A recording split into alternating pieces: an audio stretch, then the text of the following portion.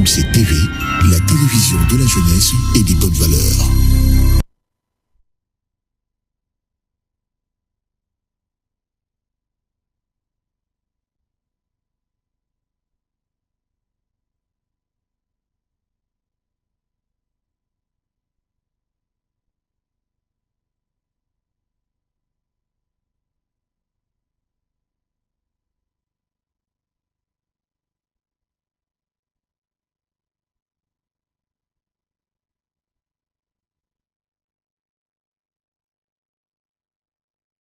Chers fidèles téléspectateurs, bonjour et bienvenue dans votre émission Chant contre Chant. Nous avons pour vous un invité spécial avec qui nous allons essayer d'avancer tout au long de ces 30 minutes que vous allez nous accorder en suivant Kyria Media Channel ce soir.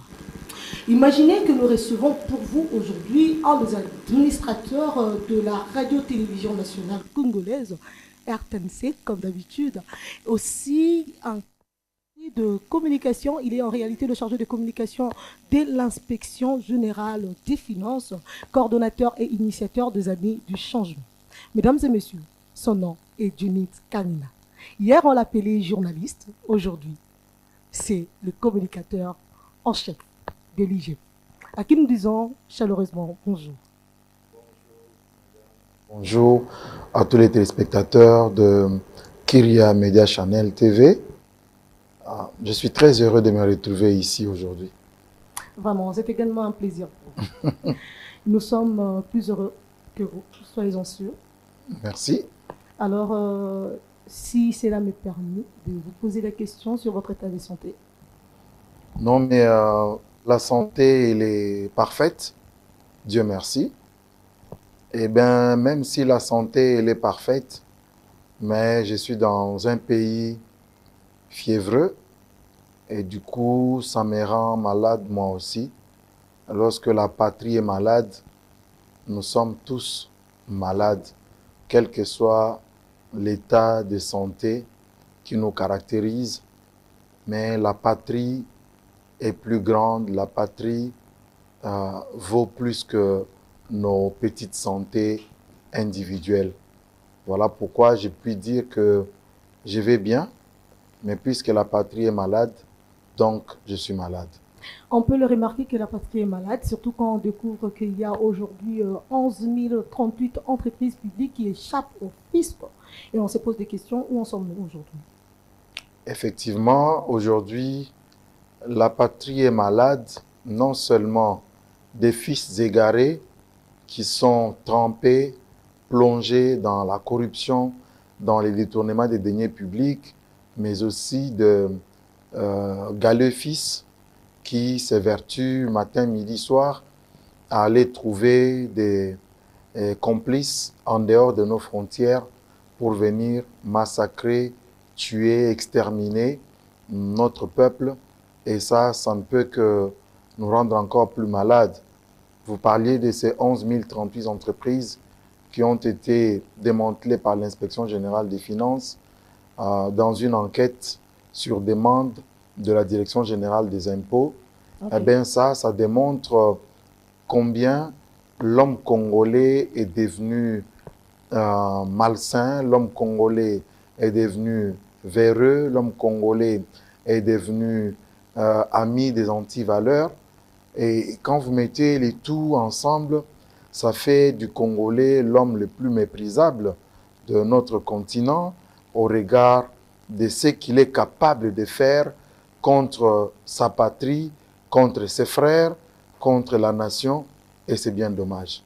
Et je disais que cette enquête-là a été demandée par la Direction générale des impôts. Pourquoi avoir attendu autant d'années pour solliciter une telle enquête? Pourtant, ce ne sont pas des entreprises qui ont été créées il y a un mois. Effectivement, parce que vous savez que chaque chose a son temps. Il y a un temps pour tout. Et je crois que la demande qui a été, l'appel qui a été lancé par le premier citoyen de la République, Monsieur le Président, le Président de la République, Félix Tshisekedi, de pouvoir réduire les trains de vie des institutions, mais également, il a appelé tous les Congolais à participer à l'effort de guerre. cela a nécessité que toutes les entreprises, que toutes les structures, que tous les organes de l'État puissent, chacun en ce qui les concerne, mettre des mécanismes en place pour voir où glaner 1000 francs, 10 francs, de sorte à pouvoir contribuer efficacement au relèvement de notre armée. Et je crois que c'est dans cette lancée-là que la Direction générale des impôts a sollicité de l'Inspection générale des finances une enquête parce qu'il fallait élargir l'assiette fiscale. Mais comment élargir l'assiette fiscale? Parce qu'aujourd'hui, lorsqu'on nous ampute d'une bonne partie de l'oriental de notre pays, eh bien, c'est là que vient généralement les recettes en termes de mines. Mais lorsqu'on nous ampute cette partie-là, du coup, on ne peut espérer renflouer les caisses de l'État que par les recettes fiscales. Mais comment élargir les recettes fiscales si vous avez certains Congolais qui échappent au contrôle de la DGI, de la Direction générale des impôts? Donc, élargir l'assiette fiscale voudrait dire aller dénicher tous ces Congolais qui se cachent ou qui échappent à l'imposition ou au fisc. Et c'est le travail qui a été mené par les inspecteurs des finances. Est-ce qu'il n'y a eu que des entreprises congolaises, surtout vous parlez de Congolais qui échappent au fisc? Est-ce qu'il n'y a eu nécessairement que des entreprises congolaises? Non, il n'y a pas d'entreprises expatriées. Il n'y a pas que des Congolais, malheureusement. Il y a aussi des expatriés, bien entendu. Mais du moment que ces expatriés ont choisi la RDC comme leur seconde patrie, eh bien, ils sont considérés à ce titre-là comme des potentiels, ou si pas des potentiels, mais plutôt des assujettis à cette assiette fiscale de la DGI. Donc, c'est un travail qui a été mené par les inspecteurs des finances au niveau des banques, parce que quand vous regardez le répertoire de la DGI, vous ne retrouvez pas ces sociétés, vous ne retrouvez pas ces entreprises-là. Soit elles ont existé à un certain moment, après elles se sont déclarées en cessation d'activité auprès de la DGI. Alors qu'en réalité, elles continuent à exercer, à opérer sur le terrain avec des banques commerciales. Elles font des transactions bancaires à tout moment, elles font des bénéfices à tout moment, mais au niveau de la DGI, elles ne sont pas répertoriées. Donc, causant, eh ben, c'est de la malice qu'ils ont employée pour pouvoir échapper au contrôle. Mais vous savez, c'est comme on dit, 99 jours pour le voleur et 1 jour pour le propriétaire. Donc là, ils ont joué de la malice en trompant l'État congolais, et en échappant au contrôle. Mais heureusement qu'il y avait l'IGF. Donc aujourd'hui, l'IGF qui y est qualifié par le président de la République comme étant le chien qui aboie à chaque tentative de fraude ou de vol ou de détournement ou de corruption, eh bien, il s'érige cette fois-là en gendarme financier pour pouvoir remettre l'État dans ses droits. C'est comme ça que les inspecteurs des finances sont allés vers les banques pour demander le répertoire de tous ceux qui détiennent des entreprises au Congo et qui opèrent à ce jour. Et c'est ce travail-là qui a été fait au niveau des différentes banques. Ce n'est pas une seule banque, c'est dans différentes banques. Ils ont interrogé les banques commerciales qui œuvrent en RDC. Ils ont interrogé leur base de données. C'est là qu'ils ont découvert. Voilà, mais ici, la liste ou le répertoire de la DGI, je donne un exemple, renseigne 1000 sociétés. Mais à la banque, on découvre qu'il y a des sociétés qui ne figurent pas sur la liste de la DGI, alors qu'elles sont actives, elles ne sont pas en cessation d'activité. Et elles ont été toutes répertoriées, c'est ce qui a donné le nombre de 11 038 sociétés. Mais au-delà de ces 11 038 sociétés, vous avez 900 et quelques sociétés qui, du reste, elles fonctionnent sans numéro d'impôt. Donc, elles exercent en RDC, mais elles n'ont pas un numéro d'impôt. je m'imagine que KMC a un numéro d'impôt, naturellement. Parce que, voilà, parce que si vous commencez à œuvrer en RDC et que vous faites des bénéfices, déjà à partir de ce moment-là, vous devez disposer d'un numéro d'impôt. Et même les personnes physiques, telles que vous êtes là, vous devez avoir un numéro d'impôt. Parce que si jamais, demain, vous achetez une voiture, eh bien, pour avoir une plaque d'immatriculation, il vous faut un numéro d'impôt. J'espère que vous le savez. Donc, il s'est fait que la mission de l'Inspection générale des finances a découvert qu'il y avait plus de 900 entreprises qui n'avaient pas de numéro d'impôt, mais qui faisaient des transactions bancaires, qui avaient des opérations économiques, financières, commerciales à Kinshasa et partout ailleurs dans la République, et qui se faisaient même payer par les institutions étatiques, sans numéro d'impôt. Et grâce à l'IGF, aujourd'hui, on a pu mettre la main sur toutes ces sociétés-là pour qu'elles reviennent dans l'ordre, ce qui signifie en réalité que les recettes de la DGI vont augmenter de 30%. Ah! Oui. Donc, la DGI, pour l'exercice 2025, va enregistrer un accroissement des recettes à hauteur de 30%. Le suivi sera effectif, le contrôle sera régulier cette fois-ci. Je crois que vous connaissez l'IGF. Vous connaissez l'IGF de notoriété. Quand l'IGF se met sur un dossier, même si aujourd'hui on a ce qu'on a avec le dossier forage au niveau de la justice, des acquittements, ainsi de suite. Mais bon, vous connaissez quand même la rigueur. Également le dossier GoPass. Oui, le dossier GoPass. Bon, à ce jour, GoPass ne constitue pas vraiment un dossier sur lequel nous pouvons nous focaliser parce que des gens ont bouffé l'argent de GoPass. Tout ce que nous payons, 50 $ pour des voyages à l'étranger et 10 $, je crois, c'est 5 ou 10 $. 10 $ pour les voyages à l'interne ici. Tout cet argent-là a été déjà bouffé. C'est-à-dire il y a des Congolais sous d'autres époques, des régimes passés, comme l'a dit la Première ministre, qui sont allés dans des banques, ils ont pris l'argent. Ils ont pris l'argent, ils ont consommé, ils ont bouffé, comme diraient les Quinois, ils ont bouffé cet argent et ils ont dit aux banques, cet argent que nous avons pris sera remboursé par les Congolais. Donc, à chaque fois que nous payons le GoPass, nous remboursons au fait l'argent qui a été bouffé par des gens qui ont géré le pays avant le président Tshisekedi. Trouvez-vous cela juste qu'un Congolais prenne de son argent, payer une taxe au profit des apatrides, mais que du jour au lendemain, il apprend que non, cet argent ne va pas dans la caisse de l'État, mais plutôt sert aux intérêts d'un groupe d'individus? Oui, mais j'espère qu'un jour, les Congolais vont demander des comptes à ces individus-là. Parce qu'ils existent. Ils sont là. Il y en a qui passent à la télévision.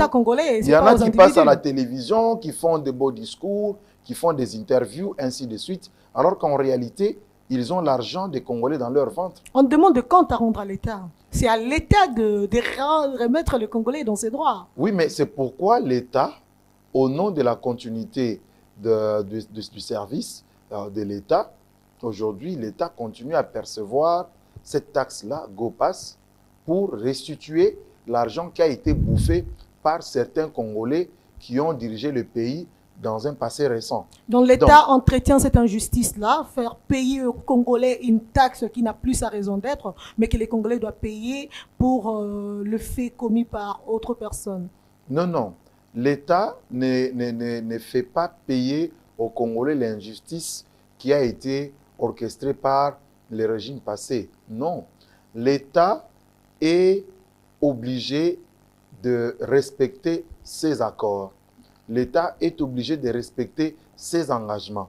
Donc les Congolais doivent continuer à payer. Oui, l'État congolais a pris des engagements avec des banques au nom d'une coopération entre lui, l'État, et un entrepreneur pour, soi-disant, construire un aéroport.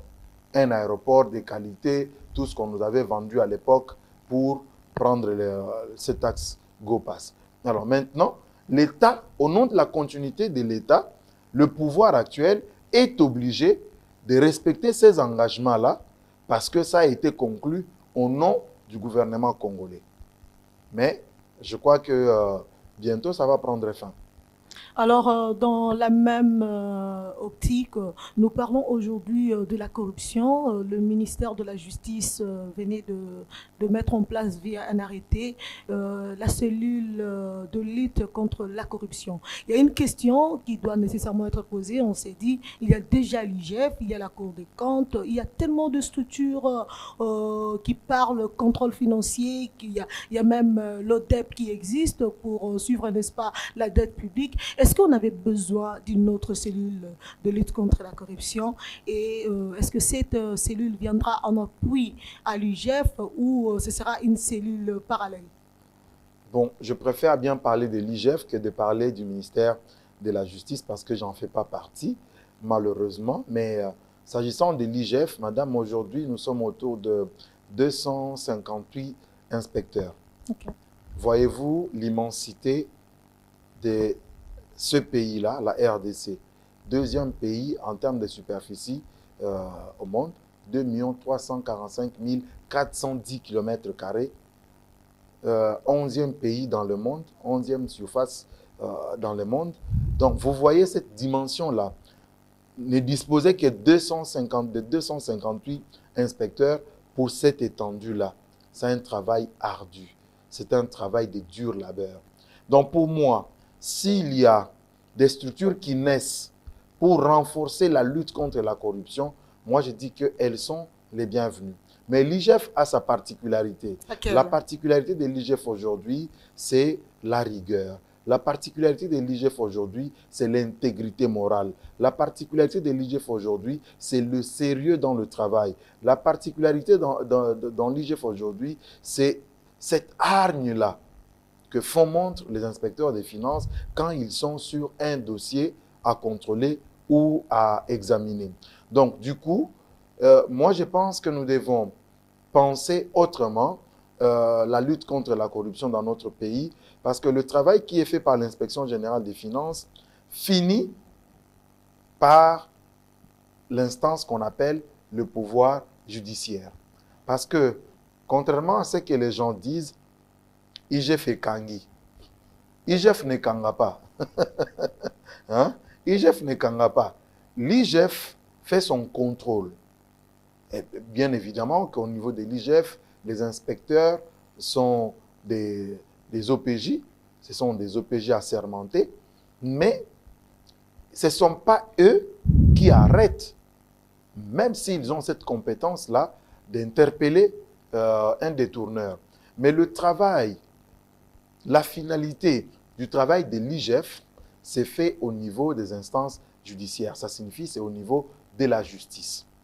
Donc, le vœu de tout cœur de l'IGF aujourd'hui, c'est de disposer d'un parquet financier. Pourquoi un parquet financier? Parce que lorsqu'on arrête des détourneurs, on arrête des corrupteurs ou des corrompus, il faut les traduire devant la justice.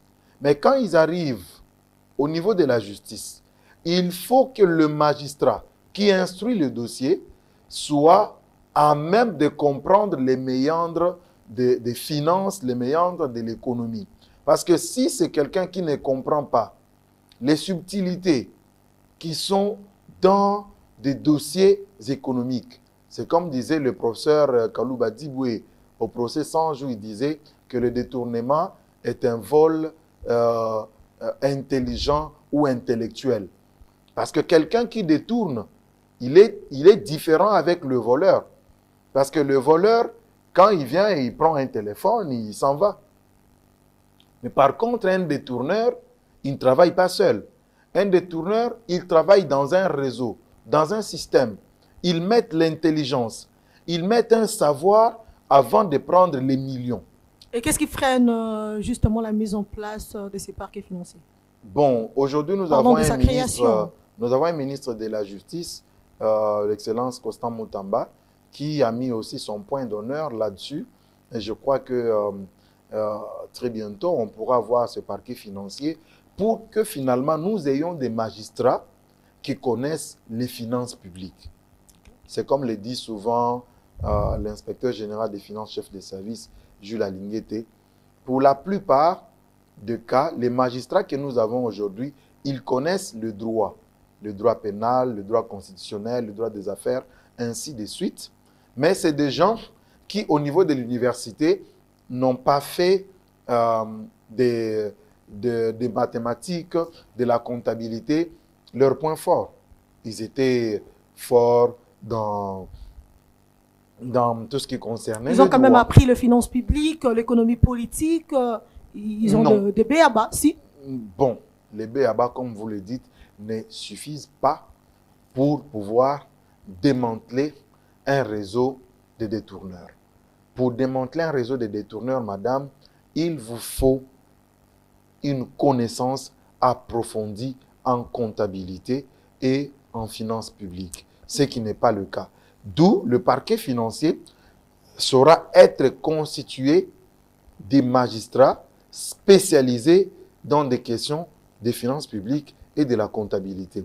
Donc ça, c'est le vœu de tout cœur de l'IGF pour pouvoir mener à bien le combat de la lutte contre la corruption et le détournement des deniers publics. Donc, qu'il y ait des structures comme la Cour des comptes, comme la PLC, comme la cellule de lutte contre la corruption au niveau du ministère de la Justice ou au niveau de l'ANR, toutes ces structures sont les bienvenues pour pouvoir lutter contre la corruption dans notre pays, qui est un mal qui plombe le développement de notre nation.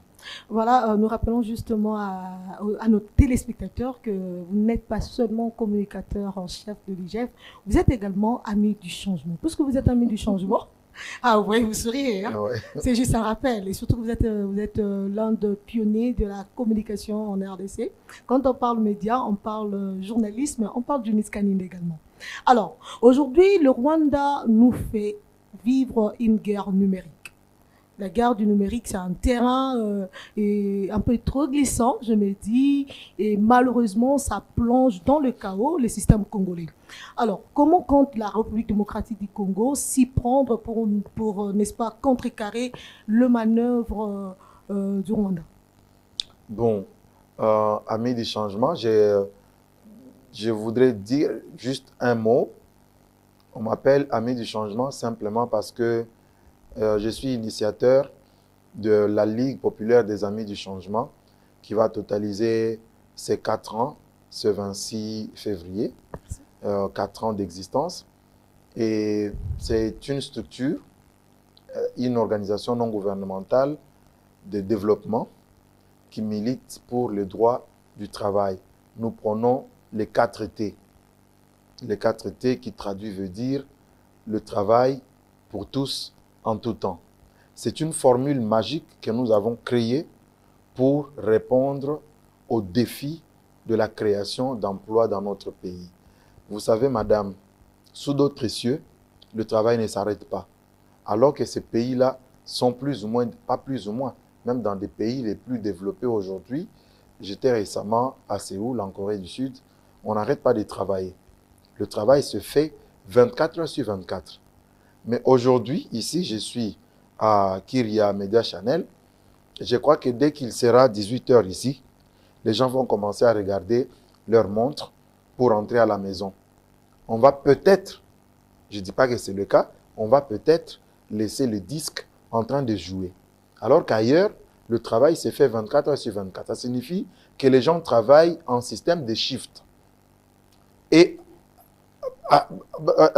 dans les temps passés, avec nos parents, par exemple, ils travaillaient en système de shift. J'aimerais tellement en savoir plus, mais là, nous courons derrière le temps. Le temps n'est pas notre allié. Voilà. Il faudrait accepter de répondre à la question. Désolé, un jour, on viendra parler des 4 T, le travail pour tous. Ce serait pour nous un grand plaisir de vous avoir. Voilà. Vous avez parlé de la guerre médiatique. Comment la RDC compte riposter à cette guerre médiatique que nous fait vivre le Rwanda? La guerre médiatique, elle est très sérieuse parce que, vous savez, la guerre médiatique entame le moral même des forces combattantes sur le terrain. Okay. C'est-à-dire, même les militaires, ils sont atteints moralement par la guerre numérique, la guerre médiatique. Ça signifie qu'aujourd'hui, elle se présente comme la plus féroce des guerres. Les armes tuent, mais moi je pense que la guerre médiatique tue plus que les armes. Parce que une fois que le moral d'un militaire est entamé, je ne pense pas qu'il va combattre avec la même force, avec la même détermination, parce que son moral est atteint. Donc, ceux qui nous mènent ou ceux qui réussissent à gagner la guerre médiatique, ce sont eux qui gagnent finalement la guerre. Je m'explique. Nous sommes une grande nation. Nous avons aujourd'hui la 8e armée en Afrique. Nous sommes en 8e position sur les pays africains. Ils sont combien encore? 57 ou combien? Bon. Sur l'ensemble des pays africains, nous sommes 8e. De loin, alors de très loin, supérieur au Rwanda. Mais regardez ce que les Rwandais nous font subir. C'est simplement parce que il y a ce côté-là qui semble être un tout petit peu négligé chez nous, la guerre médiatique. Quand vous regardez, le Rwanda met en place ce qu'on appelle des labos numériques. Et ces labos numériques, ils sont à milliers. Vous avez aujourd'hui sur Facebook des milliers de pages qui sont sponsorisées même. Malheureusement, quand on la dit sponsorisé, RDC, ça signifie... avec sa grande démographie, incapable Oui. d'organiser une armée Donc, numérique. Quand on dit que c'est des pages sponsorisées, ça signifie quand tu publies un article ou une vidéo, cette vidéo peut atteindre 50 millions de personnes. Une fois que tu lances. Ça peut atteindre 100 millions de personnes. Et la RDC? Alors, de notre côté, nous nous contentons de quoi? Des émissions que nous faisons, telles que nous les faisons là. Ce sont des émissions de sensibilisation que nous faisons. Des émissions de sensibilisation qui sont faites par le ministère de la Communication et Médias, ce qui n'est pas mal. Qu'est-ce qui vous empêche à vous investir comme le Rwanda? C'est en fait ça le problème. Il nous faut justement repenser la communication numérique. Qu'est-ce que vous attendez? Et bon, moi, je ne suis pas ministre. Non, par la RDC, vous êtes parmi ceux-là qui dirigent la communication, vous êtes membre de l'administration de la radio-télévision nationale congolaise, donc oui. La communication et l'information en RDC vous concerne, c'est votre problème. Oui. Vous êtes censé dicter une ligne de conduite. Avant notre arrivée au conseil d'administration de la RTNC, il n'y avait pas la RTNC numérique. Mais aujourd'hui, vous avez la RTNC numérique, ce qui permet au moins d'atteindre le nombre que nous atteignons au niveau du spectre digital. Mais cela ne suffit pas, parce qu'aujourd'hui, les Congolais ont compris que la RTNC fait manger. Vous avez autant de pages RTNC sur Facebook, autant de pages RTNC sur YouTube, autant de pages de comptes RTNC sur X, ainsi de suite. Certifié carrément. Vous savez que cela ne suffit plus aujourd'hui. Donc il y a des démarches qu'il faut mener et c'est en cours pour que finalement le domaine de la RTNC soit exclusif à la radio-télévision nationale congolaise pour que quiconque essaye de lancer l'ouverture d'un compte avec la dénomination de la RTNC n'y arrive pas. Donc, il y a une intelligence qu'il faut mettre, ça c'est au niveau du gouvernement. Je ne suis pas membre du gouvernement malheureusement, au niveau du gouvernement, mais je crois que le ministre de la Communication et Médias qui de temps en temps réunit quand même des têtes pensantes du secteur médiatique pour réfléchir sur ce qu'il faut faire. Je crois qu'il est déjà en train de travailler sur ce dont je parle ici. Il nous faut des laboratoires qui peuvent être capables de répondre coup sur coup à des attaques de l'ennemi au niveau du digital ou au niveau numérique. Et ça, c'est très important et ça demande des moyens. Ça demande des gros moyens. alors que nous sommes un pays agressé. L'agresseur, lui, il a eu le temps de se préparer par rapport à cette guerre. Alors que la RDC ne vient que de commencer la guerre. Vous voyez, n'est-ce pas? Le président Tshisekedi, quand il est arrivé, il s'est engagé à mettre fin à la barbarie rwandaise dans notre pays.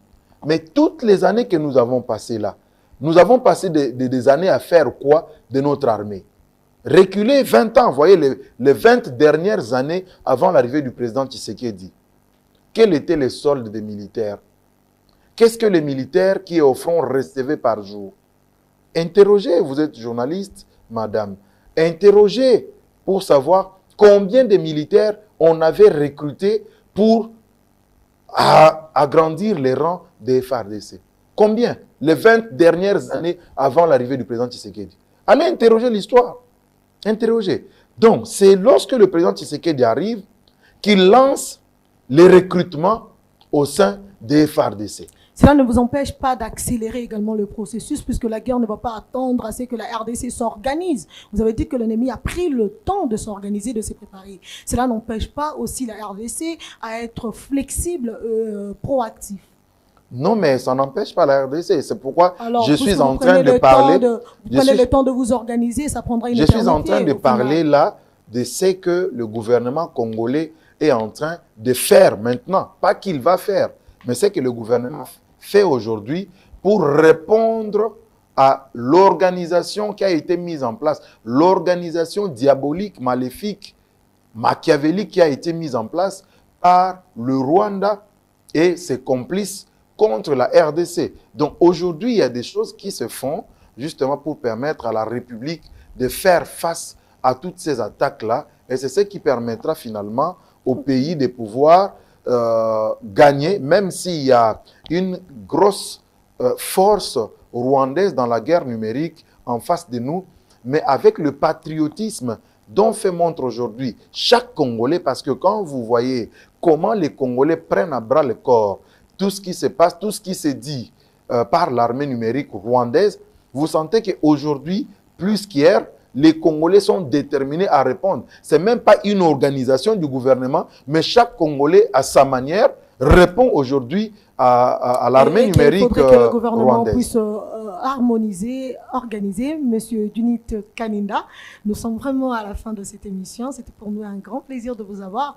Mais nous rappelons à l'opinion que vous êtes Dunit Kaninda, membre du bureau administratif de la radio-télé nationale congolaise, communicateur en chef de l'inspection générale des finances. Donc, nous vous accordons 30 secondes pour un mot de la fin à la nation congolaise. Non, merci beaucoup pour cette opportunité. J'aimerais juste dire à ma nation, comme le président de la République le croit, dur comme le fer, cette guerre, nous allons la gagner. Parce que nous avons la chance d'avoir à la tête de notre nation un Congolais de père et de mère et qui a horreur de voir le sang des Congolais couler. Faisons-lui confiance. Ayons confiance en nous-mêmes. Nous allons gagner cette guerre. La guerre qu'on nous fait aujourd'hui, c'est une guerre pour prendre notre terre, pour prendre notre espace. Les tueries qui se font, c'est pour prendre la terre congolaise. Mais je crois qu'ils ne parviendront pas. Aujourd'hui, nous avons l'obligation patriotique de défendre notre pays. Merci. Et à votre média, j'aime bien, c'est une bonne, un bel investissement que j'ai vu ici, en termes de capital humain, en termes du matériel. J'ai aimé ce qui est fait. Une équipe jeune, en âge, mais costaud en termes de travail. Parce que avoir seulement le set qu'il y a ici, les installations que j'ai vues ici, ça témoigne quelque part d'un savoir-faire. Il y a une intelligence derrière ce qui s'est fait ici. Et moi, je pense que Kyria Media, Channel TV a sa place dans le marché de la télévision en RDC. Je vous souhaite toutes les bonnes choses. Je crois que c'est une télé. Si cette équipe actuelle reste là encore 2 ans, on parlera de ces médias en RDC et pourquoi pas dans le monde. Donc, je souhaite vraiment que vous soyez soudés. Nous avons tous besoin d'argent, mais il faut que l'argent vous suive. Ne suivez pas l'argent, mais que l'argent vous suive. Et si vous vous mettez à travailler pour que l'argent vous suive, je crois qu'on parlera de cette chaîne de télévision et pourquoi pas demain avoir une radio, pourquoi pas avoir un groupe de presse, cela est possible.